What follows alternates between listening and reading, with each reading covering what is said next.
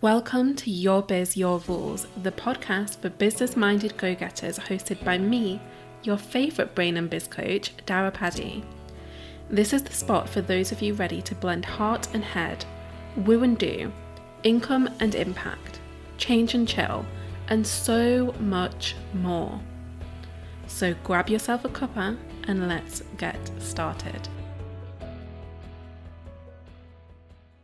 Welcome to episode 216 of Your Biz, Your Rules. In this show, we are going to be talking about how to succeed as an introvert. And while the examples I might use will be more focused on how to thrive as an introverted business owner, please remember that a lot of these concepts can also be applied to any area of your life.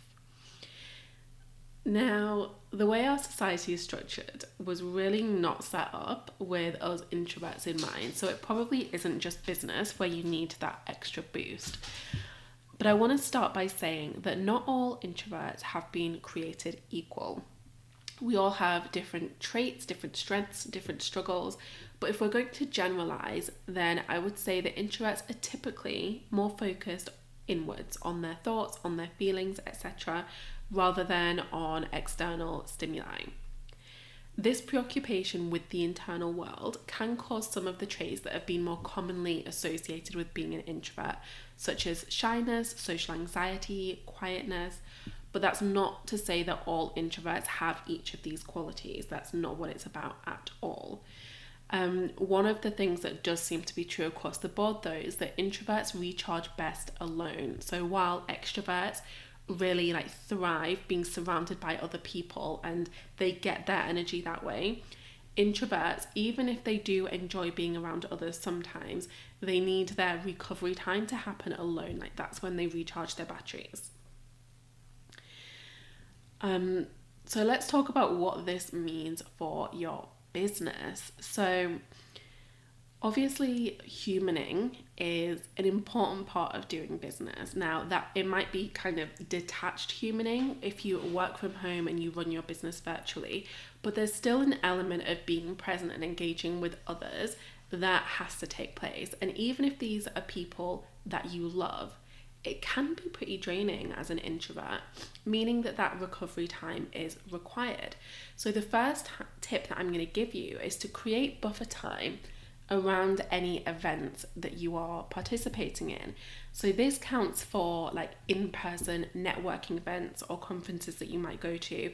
It also counts for virtual events that you might speak at or that you might attend or that you might run. You want to give yourself a decent amount of time before and after to prep and to recover. So your prep time is not just about sort of getting organized and getting focused and deciding what you're going to say.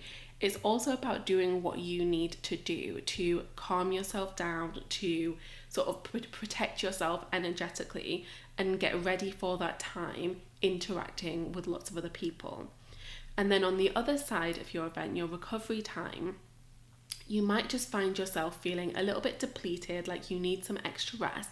Give yourself that gift. Make sure you have time in your calendar to do that. And my biggest tip for any kind of event, whether it is, like I said, online or in person, is to try and do something to ground yourself right after. Because it can, if you are introverted and if you're also empathic, you can sort of take on a lot of the excitement of the day and a lot of the frantic energy. So if you can choose a simple activity to ground yourself after the fact, it's really helpful and will help you recover a lot quicker. So that could be something like simply doing a grounding meditation. It could be doing some breath work. It could be going out for a walk in nature. It could be unplugging for a while and cuddling your dog. It doesn't have to be anything complex, but just making sure that you have that pocket of time safeguarded in your calendar is so helpful, and it'll help you bounce back a lot quicker. My second tip is to avoid joining large programs and communities. I know that we all love to learn, we all love our personal development, especially as an introvert. Something that we really actually love to do typically is learn more and deepen our mastery and really get to the nitty gritty. And so online programs, online courses, very appealing. However, what you might find as an introvert is if you join anything that is large scale, you shrink, you hold yourself back, you don't participate fully, you don't ask for the help that you need, you don't speak up. Because an online program is very much like being in a room with all of those people. And so if you know that you have the tendency to retreat and isolate yourself and stay quiet, even when you need support and you're paying for that support, then I would advise you to choose more like personal containers. If you're not going to take advantage of the busy spaces, it doesn't matter how great the course is, you're not going to get the most out of it, so it will be a waste of your money. But if you can choose those experiences, choose those programs that are more intimate,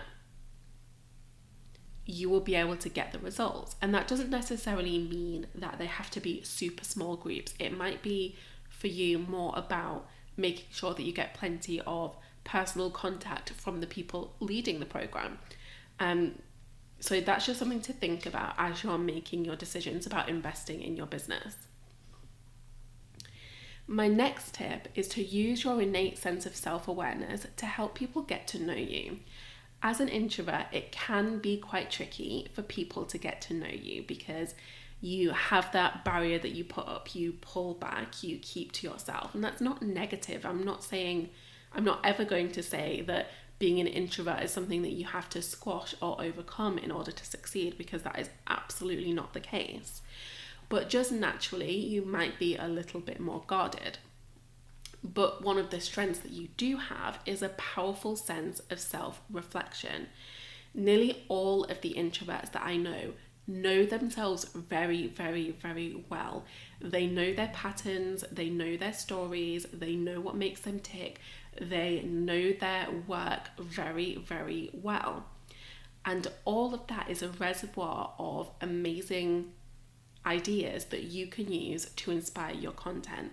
So use that gift of self-reflection that you have to inspire really relatable content, because I can guarantee that you will have some great stories and some great insights that you can share with people that will make them feel really seen and really heard. My next tip is to not buy into the hype of strategies that make your skin crawl. And this one goes for anyone really, not just introverts. But if someone is teaching, say, a marketing tactic that just goes against who you are, don't try and squeeze yourself into that box. As an introvert, it might make you want to vomit every time someone suggests that you reach out to somebody in the DMs. If that's the case, stop trying to force yourself to do it. If you would rather pre-record Instagram stories and use those as a way to interact with people, do that. If you would rather write really thoughtful, insightful emails, do that. I want you to feel comfortable choosing the option that really allows you to explore your strengths. You don't have to try and squeeze yourself into showing up as an extrovert, as somebody who has a different personality type to you. My next tip is also marketing related, but manage your marketing in a way that allows you time offline. So I think we can fall into the trap of thinking, because we're not in person with the people we engage with on social media, it's not as depleting, it's not as draining, but it really can be. If you've ever sort of sat there scrolling and scrolling and scrolling and then felt exhausted afterwards or a bit depressed afterwards, then you'll know what I'm talking about here. My favorite way to do this, my favorite way to make sure that I can stay present in my business, stay growing in my business, but have a lot of time to myself to recharge, is to batch. I've been a fan of batching my content for a really long time now, and my process has definitely evolved over time. My version of batching is pretty chill these days, and these shifts have really inspired me to bring back my batching bootcamp, Batch Like a Bitch. So I'm going to be running that soon, with a lot more spaciousness, a lot of new trainings, a lot of new templates, and some really great resources to help you batch your content in an easeful way so that you can have regular pockets of time where you can just unplug and not worry about growing your audience, not worry about putting yourself out there, and just take that time to refuel yourself. My next tip for you is to allow yourself time to learn. Typically, extroverts learn best by giving things a go and experimenting for themselves, whereas introverts like to observe, to learn, to figure things out ahead of trying something new. So plug some time into your calendar that allows you to do your research or work through the courses you've purchased. Now, this isn't a permission slip to procrastinate. This is simply you giving yourself what you need to feel confident in your next move. And then last but not least, I want you to remember that while independence is your superpower, leaning on support will allow you those times to recharge. Introverts are wonderfully suited to being self-employed because we like to work alone. We don't like to always be around other people and have to deal with other people's stuff all the time. So it's a great career choice for us. However, learning to accept help and to trust that someone else can be in your corner will serve you so well, even if it does feel uncomfortable to start with, because a tiny bit of discomfort is not a sign that you shouldn't be doing something. It's a sign that something's new, that something's challenging. Creating that support system for yourself is what will allow you the space in your life, in your calendar, to really refuel and have your valuable you time. If you are looking to outsource a little bit more, then definitely check out episode 210 of Your Biz, Your Rules, where I dive into some of my very favourite ways to outsource to my VA. Chances are you've already naturally started leaning on at least one of these strategies, but I want to encourage you to be a little bit more intentional about it. If you take one thing away from this episode, I want it to be this. Introversion is not a weakness to overcome. It's simply a part of how you function, and it's something that you can work with. Your action step for today is to run with just one of these ideas and start implementing it into the way you work. By all means, I would love to also have you jump into my DMs and share your biggest takeaway from the show too. But as I'm speaking to the introverts today, I know that might be a bit of a pipe dream, but if you're comfortable enough, then please do go ahead and do that. And if you are interested in the upcoming live round of Batch Like a Bitch, I will pop the link to that in the show notes so you can have a little peruse and consider whether it is the right move for you. Next week, I'm going to be sharing one of my very favourite sources of profitable ideas for your business. So meet me back here for that. It's going to be a good one. Thank you for listening to Your Biz, Your Rules. I know that we all like to listen to podcasts, watch videos, read articles or books or posts on Facebook and not really do anything with that information. So I want to challenge you right now. I want to challenge you to take something from this episode, anything, and use it to spark action. Use it to activate some kind of change in the way you work and the way you live. Do yourself this service today and tell me all about it on Instagram. Hop over, shoot me a DM or share an Instagram story showcasing what action you are taking thanks to this episode. And of course, do all of the usual things. Subscribe, leave a review, let me know how much you love the show, and I will be back with you next week.